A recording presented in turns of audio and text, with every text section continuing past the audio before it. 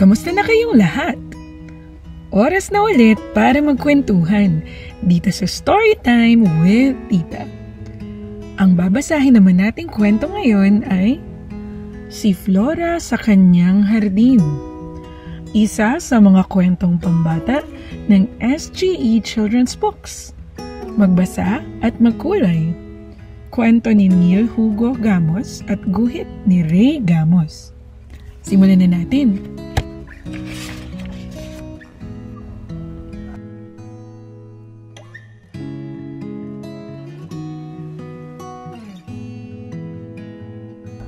Ano kaya ang magandang pangalan ng ating anak? Tanong ni Mang Jose sa kanyang bagong panganak na asawa. Sapagkat siya ay ipinaglihi sa mga bulaklak, tawagin natin siyang Flora. Sagot ni Aling Maria.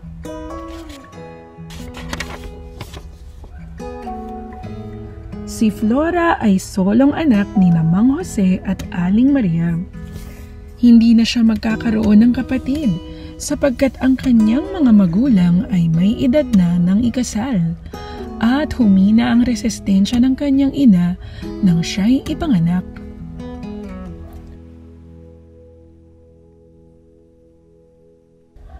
Mahal na mahal si Flora ng kanyang ama't ina.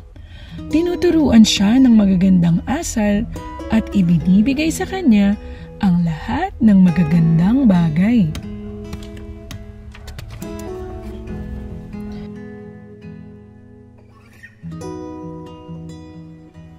Nang ito'y mag-4 na taon, napansin ng kanyang ina ang pagkahilig nito sa mga bulaklak. Lagi itong nasa hardin, naglalaro at para bang nakikipag-usap sa mga bulaklak. Kaya kahit masasakitin ng ina ay sinikap nitong lalong pagandahin ang hardin ng mga bulaklak. Dinagdagan niya ang mga rosas, ang mga sunflower ay inaalisan ng tuyong dahon, ang mga orchids ay nilagyan ng pampataba, gayon din ang mga sampagita at magnolia.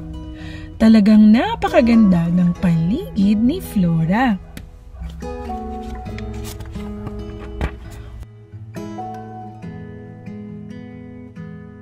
Wow! Ang ganda, nanay! Wika ni Flora. Para sa iyo yan, anak. Alagaan mo ang mga bulaklak para kapag malungkot ka, tingnan mo lang sila at ikaw ay sasaya. Wika ng ina.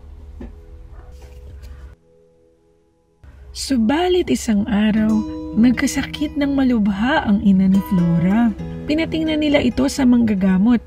Subalit, nawalan din ng saysay. Hindi na ito gumaling hanggang sa mamatay.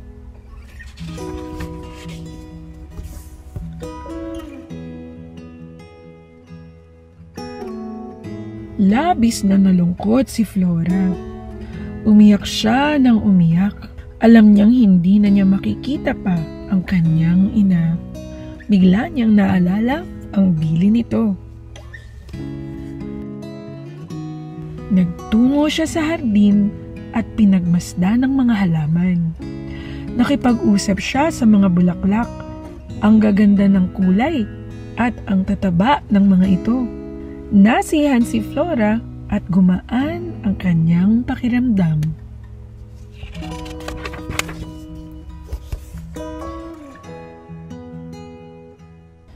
Aalagaan ko kayo para lagi kong maaalala si nanay. Wika nito sa mga bulaklak. Laging maganda ang araw ni Flora. Patuloy siya sa pakikipag-usap at pag-aalaga sa mga bulaklak. 10 taong gulang si Flora nang magpasya ang kanyang ama na muling mag-asawa. Kawawa ka naman, anak. Gusto ko ay may mag-alaga sa iyo kapag ako ay wala. Wika ni tatay. Likas na mabait si Flora, kaya't inunawa nito ang ama.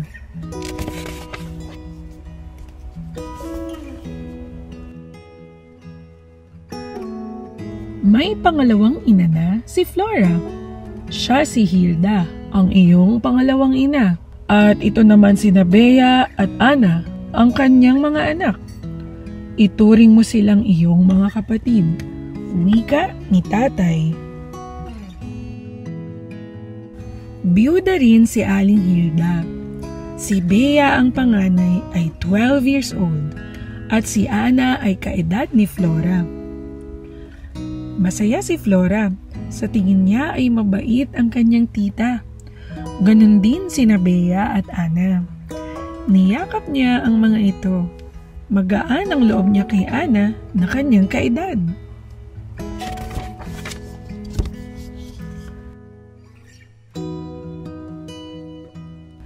Niyaya niya ito sa hardin.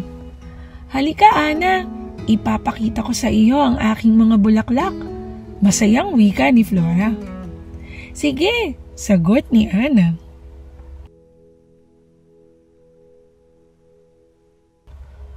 Tumakbo ang dalawa sa hardin.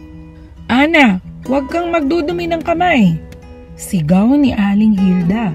Opo, Mama, sagot ni Ana. Umismid si Bea. Mali ang akala ni Flora. Pagpasok ng tatay niya sa trabaho, lumabas ang tunay na kulay ni Hilda.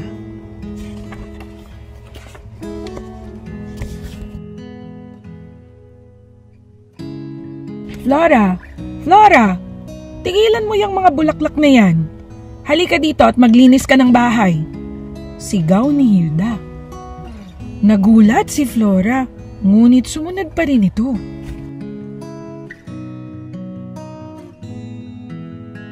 Pagkatapos mong maglinis, ishine mo yung sapatos kong itim. Utos naman ni Bea. Tutulungan kong maglinis ng bahay si Flora, Mama. Wika ni Ana. Pabayaan mo siya. Kaya niya yan. Bilisan mo Flora at tuturuan din kitang magluto, maglaba, maghugas ng pinggan at iba pa. Wika ni Hilda.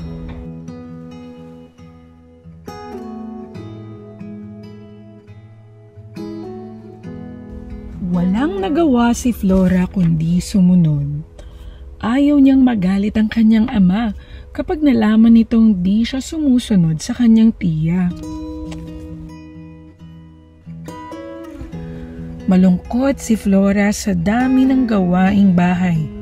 Wala na siyang panahon sa kanyang mga bulaklak. Araw-araw pag alis ng ama, ganito ang trabaho ni Flora. Pagod na pagod ito, kaya hindi na niya maharap ang kanyang hardin. Nais man siyang tulungan ni Ana, wala rin itong magawa dahil takot ito sa kanyang ina.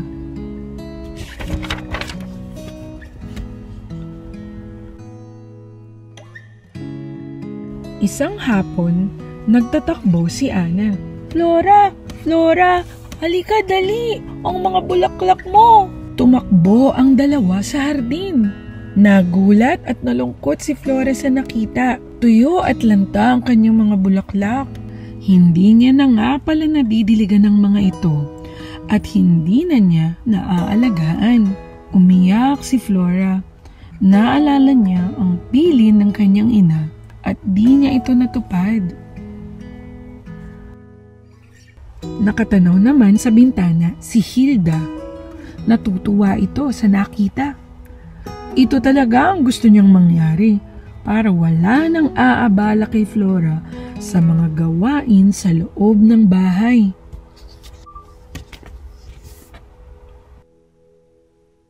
Kinagabihan, habang natutulog, nanaginip si Hilda. Naglalakad siya sa isang hardin. Napakaganda nito. Sari-sari, matataba at malalaki ang mga bulaklak. Iba-iba ang kulay. Tuwang-tuwa si Hilda. Ngayon lang siya nakakita ng ganitong kagandang hardin. Maya-maya ay nagdilim ang paligid. Ang mga bulaklak ay nagkaroon ng mukha. Nakatingin ang mga ito sa kanya at galit na galit. Tumakbo si Hilda. Ngunit kahit anong bilis nito ay inabutan siya ng mga bulaklak at siya ay pinuluputan ng mga ito. Kaya hindi na siya nakalayo. Maya-maya ay nasilaw siya sa liwanag. Mula dito ay lumitaw ang napakagandang babae.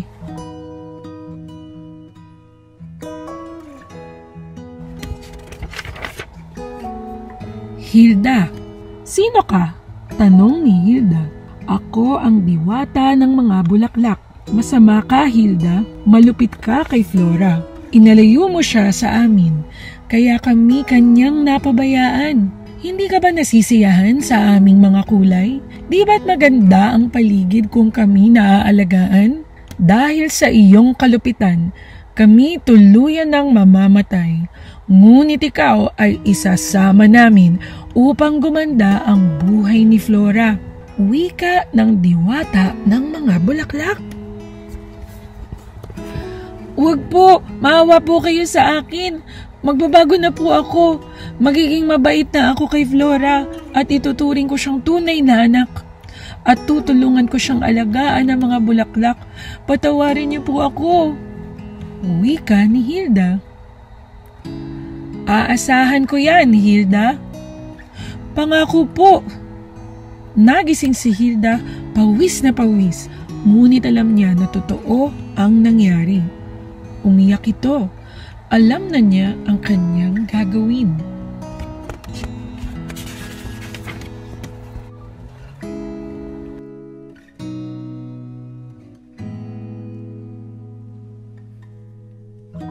Flora, Flora, halika, may ipapakita ako sa iyo. Wika ng isang napakagandang babae kay Flora, ang diwata ng mga bulaklak. Ano po yun? Dinala si Flora ng diwata sa hardin. Nakita niyang tuyo at lanta ang mga bulaklak. Nalungkot si Flora sa nangyari sa kanyang mga bulaklak. Wala na po sila, wika niya. Hindi, Flora, huwag kang malungkot. Ikinumpas ng diwata ang kamay at nagbalik ang hardin sa dati. Matataba, malalaki at magaganda ang kulay ng mga bulaklak ni Flora. Tuwang-tuwa si Flora.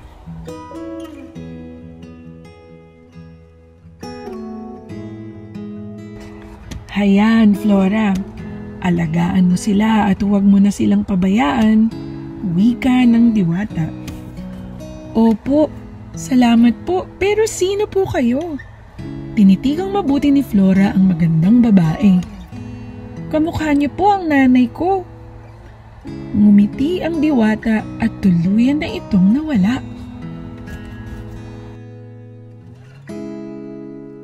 Kinabukasan, pagpasok ni Mang Jose sa trabaho, tinawag ni Hilda si Flora. Flora, halika, punta tayo sa hardin at alagaan natin ang iyong mga bulaklak. Maglilinis po muna ako ng bahay, Tita Hilda. Hindi, Flora. Magmula ngayon ay pagtutulungan nating apat ang mga gawaing bahay upang magkaroon ka ng panahon sa iyong mga bulaklak.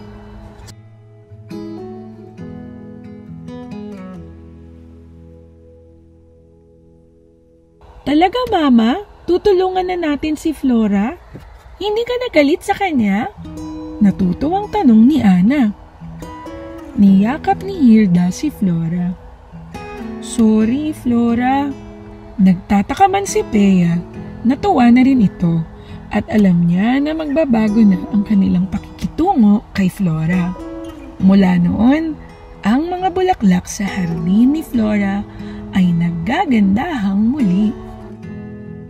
At diyan nagtatapos ang kwentong pinamagatang Si Flora sa Kanyang Hardin. Sana nagustuhan nyo ang ating kwento ngayong araw. At kung gusto nyo pa ng mga kwentong tulad nito, mag-subscribe lang sa ating channel para mas marami pa kaming maikwento. At samahan nyo kami ulit sa susunod. Dito lang sa Storytime with Tita. Paalam!